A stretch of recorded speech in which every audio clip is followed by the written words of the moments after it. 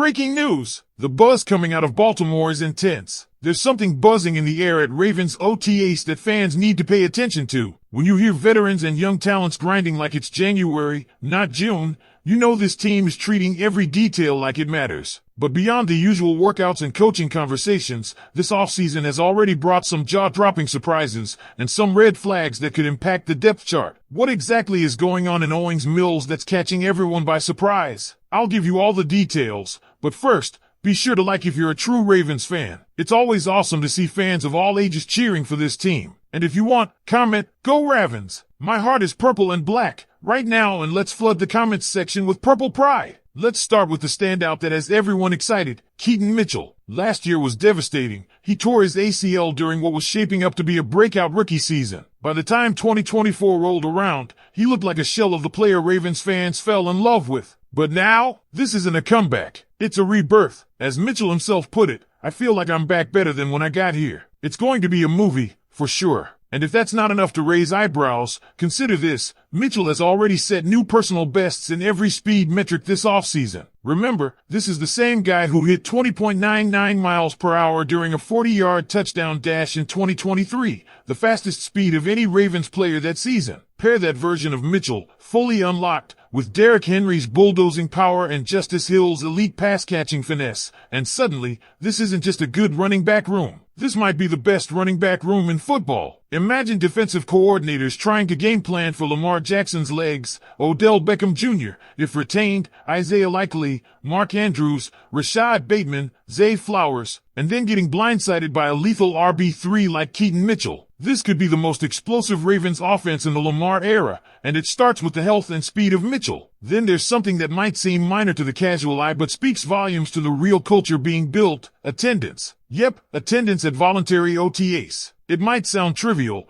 but when multimillionaires show up to unpaid practices in droves, it says everything about the team's mindset. Morgan Adsit, who's been covering the Ravens since 2011, called it the best OTA attendance she's seen, especially in the Lamar Jackson era. These aren't just warm-ups. These are mission briefings. And when Coach John Harbaugh says, "We all know what we're here for, and that the effort means a lot," you know something serious is brewing. While other franchises are scrambling with holdouts and absences, Baltimore is building the chemistry that can mean the difference between 11 wins and 14. Are you taking the over on 11.5 wins? Let me know in the comments. Next up in the winner's circle, Odafoa. We've heard about the 15 to 20 pounds of muscle he's added this offseason, and initially, there were concerns. Would it slow him down? Odaf's game thrives on burst and bend, not just bull rushing. But the early signs? He hasn't lost a step. Reports say he looks explosive, maybe even more than before. That added power could turn pressures into sacks, and missed tackles into drive killers. More importantly, Oa sounds hungry. That playoff loss to Buffalo still stings, especially when he recorded just one tackle in the entire game. He knows what's at stake in 2025. He knows he has more to give. And then there's the underdog story every Ravens fan should be paying attention to, Devontae Walker. You may remember his lone reception last season, a touchdown. But that was it. One target, one catch. Now, he's making plays in OTAs, catching touchdowns from both Lamar Jackson and Cooper Rush. It's not just the production, it's how he's doing it. Over the middle, contested grabs, beating coverage deep. Walker came into 2025 without a guaranteed roster spot. He's fighting, and right now, he's winning. This is the kind of player who could sneak up on defenses and make critical plays in tight games. He might be turning himself from a fringe roster name into a legitimate contributor. Now, these names are climbing the ranks, but it's not all good news in Baltimore. Some familiar faces are slipping down the depth chart,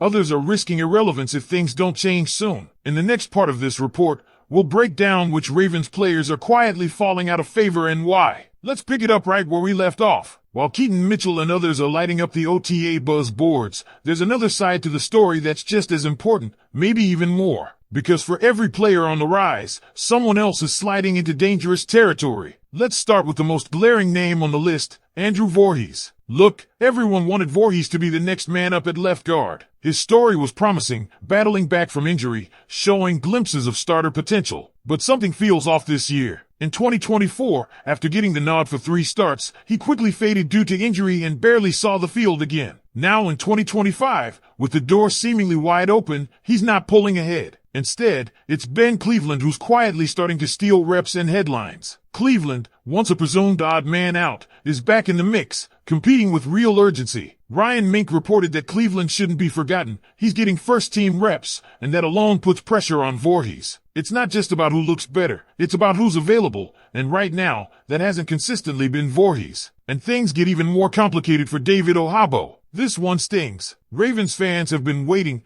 patiently and hopefully, for Ohabo to become the player they envisioned when he was drafted. But hope alone doesn't secure a roster spot. This edge room is packed, absolutely stacked. Between young talents and established veterans, there might only be room for 5 edge rushers, and 4 spots are essentially locked in. That means Ohabo is in a battle with names like Tavius Robinson, who's showing up, and Adissa Isaac, who's reportedly looking sharp and explosive. Remember, Ohabo hasn't been able to string together a full, healthy season since entering the league. Now, the competition is not just stiff, it's potentially career-altering. If Ohabo can't show something fast, he could be on the outside looking in when the final 53 is set. Now, let's talk about a guy who had serious fan support in 2024 but is slipping fast in 2025, Dayton Wade. You probably remember the buzz around Wade last preseason. He was making highlight grabs, showing up in camp, and many believed he deserved a roster spot. He didn't get it, and while 2025 looked like a fresh opportunity, especially with Deontay Hardy off the team, that window might already be closing. Why? Enter 6th-round pick LeJandre Wester. The rookie is already turning heads. He hauled in a long touchdown,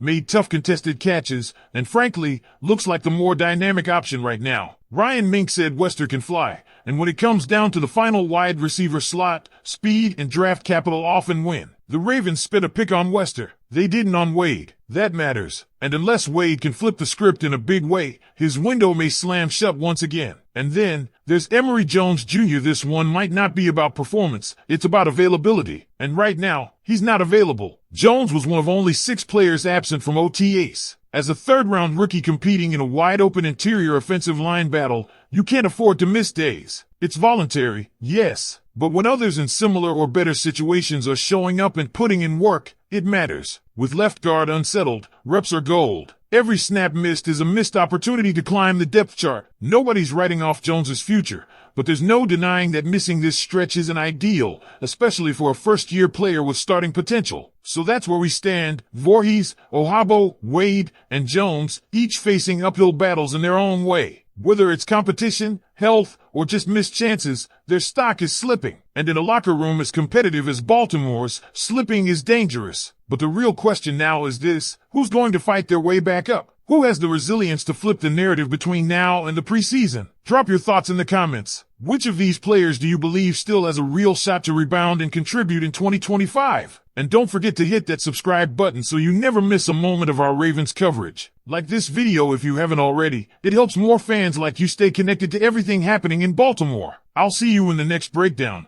where we'll be diving even deeper. Keep that purple pride strong, and check out the next video right here on the screen. Let's keep going with more insight into what's unfolding behind the scenes during this pivotal offseason period. Beyond just performance and attendance, there's a psychological edge taking shape across this Ravens roster, and it's worth breaking down how that's influencing both winners and losers in these early sessions. For a team still processing the pain of last season's playoff heartbreak, the urgency you're seeing isn't by accident, it's by design. The coaching staff knows the margin for error is razor thin, and every OTA snap is being treated like a dress rehearsal for January. Take Odafoa, for example. Not only has he bulked up, but you can feel his